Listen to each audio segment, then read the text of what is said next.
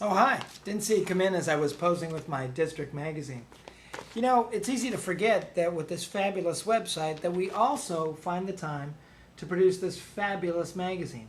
And as we've done every Wednesday since today, I'd like to go through it and point out some great things in there. One thing I'd like to point out a lot of people miss is that right up here at the top of the district where we give the date and the volume number of the district, we also do something called a drop kick, which is always this very clever little saying kind of hidden in there. It's a little nugget that you can have a lot of fun reading. Like this week it says, "Thanks for snapping at my trousers."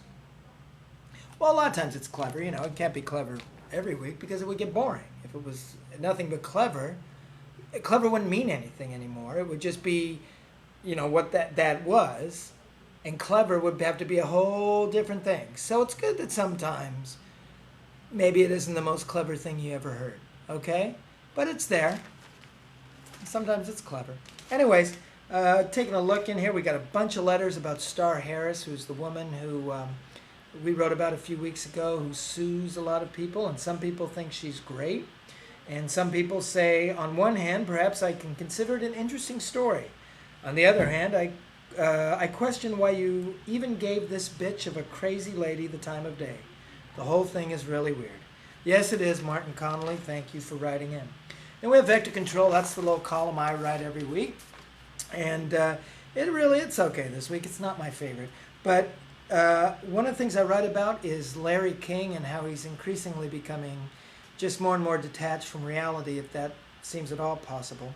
And it's about him asking Jerry Seinfeld if Seinfeld's TV show had been canceled, and Seinfeld going ballistic saying, "Do you even know who I am?" That's not that great, but the picture of Larry King is great because is it just me or is Larry King more and more becoming the great and magnificent Oz? Look at that. He's like a big floating head. I am Larry King.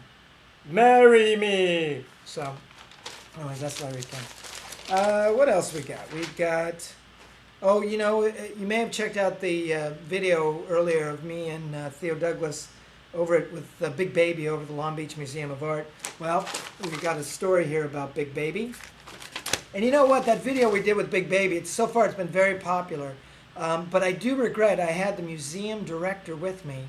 And I wish I would have asked him some really important questions like, you know, if Godzilla and Big Baby were to fight, who would win? You know? Better yet, if Big Baby were to take on an overly caffeinated Star Jones, who comes out of that one, you know? We run this thing called I Think, which is just great. It's people kind of talking about people who bug them anonymously. And this one's good because the word boner is used repeatedly in it, which is always good. Any work of art in which the word boner repeats over and over is good. It's the reason that Citizen Kane is my favorite movie. We have something about Skull Phone. Is this guy who does skull phones all over the city, and you should check that out. Good food. Miles does a lot of good food stuff. This stuff, a lot of good stuff in here. I want to though jump to the very back here because we're excited about this. If you can tell, I'm on right here. You can see that this is the return of the beloved comic girl, our own Rebecca Schoenkoff. And she's writing about Mike Corona, the recently indicted sheriff of Orange County.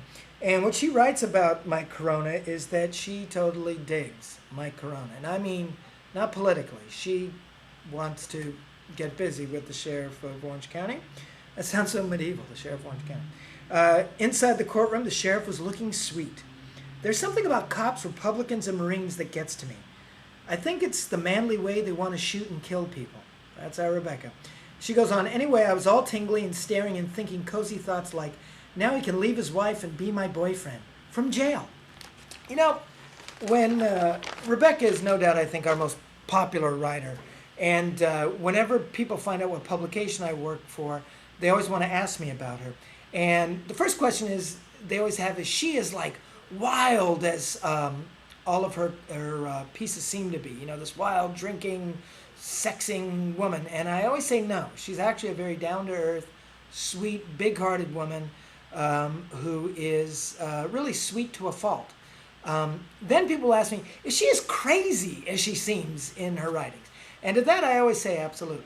Yeah, she's, I mean, in a big-hearted, wonderful way. But when you read this Mike Corona piece, you'll see that, yeah, she's nuts. She's nuts. I love you, Rebecca, but you know you're crazy. She says she's crazy. Anyways, so take a look at the district this week while you're also checking out our website.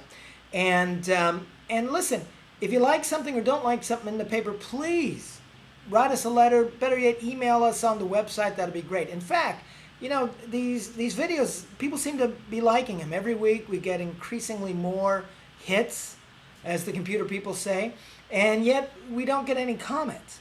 And, you know, I can't help but feel a little bit exploited. I mean, I feel like basically you guys are coming here and kind of leaving, you know, some money on the nightstand, you know. I want to see your face. So, you know, leave me a comment or two. And to help you do that, by the way, if me talking about the district wasn't enough, I'd like to give you maybe a few controversial views I have. That might not be the most popular things in the world, but maybe that might spur you to write me. So let me throw a couple things out there that, again, I know are going to ruffle a few feathers, but hey, let's start a dialogue, okay? Okay, number one. Whew. Takes a little courage for me to say this, but, okay. I do not feel like the war in Iraq is being properly managed. I know the war is enormously popular.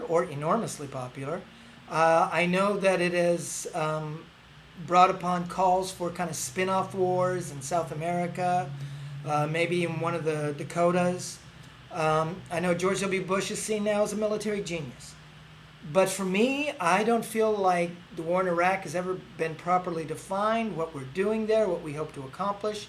And I feel our men and women, servicemen and women, have been put in harm's way without a clear objective. That's just me, okay? So react to that. Point two, I hate tall people. I do. I hate them. I think it's common knowledge that tall people are, in fact, there have been studies about this. Tall people are more likely to kill. Tall people are more likely to kill in multiples. Stalin was a power forward on his high school basketball team. I don't know if you know that, but it's true. Jumpin' Joe Stalin. I do not like tall people. Things are handed to tall people. If you walk into a shop with a tall person, the person will always help the tall person first. Our publisher here, Will Swaim, is about 6'3", and about 20 minutes ago he told me from now on when I do these videos he wants me to wear makeup because he feels that I'm scaring children. Okay? Nice. Yeah, that's good. Tall people. Hate them. By the way, if you're tall, look, I just want you to know I hate you. Third point. This one is a real toughie. I'm really going to come clean on this one. I believe that I prefer Boston's second album over their first. Now I know Boston's debut album, the greatest selling debut album of all time, is everybody's favorite album. Every critic's list you see, Boston's debut album is always top on the list. Every reader's list you see, it's always number one.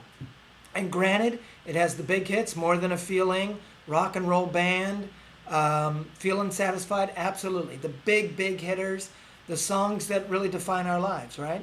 But I feel like the second album, while it doesn't have the grand slammers, okay, it just has, with Don't Look Back and A Man I'll Never Be and Party. It's just a more balanced album. So, look, I'm not saying, stop what you're doing. Stop waking up to Boston's first album when you wake up. Going to bed with Boston's first album, making babies to Boston's first album, cooking to Boston's first album, writing to the district to Boston's first album. I'm just saying, to me, I prefer the second one. But please, I don't want that to get away from, I think, the most important point, which is I hate tall people. Okay, well, I think we've exchanged some important ideas here. I'm hoping now that you'll tell me what you think about what I said here. And I'm hoping that we can kind of start a little deeper relationship here, okay? And if you could, just leave the money on the nightstand.